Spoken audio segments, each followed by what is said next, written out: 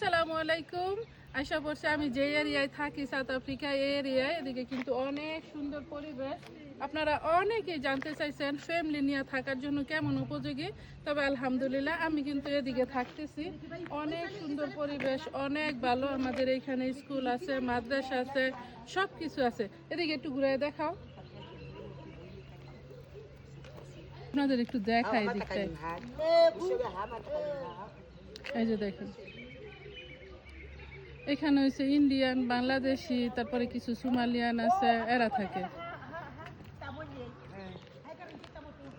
আর এই যে সব মামাদের দেখতেছেন, এরা হচ্ছে বাংলাদেশিদের বাসা থেকে, ইন্ডিয়ানদের বাসা থেকে কাজকর্ম করে যেতেছে আর কি।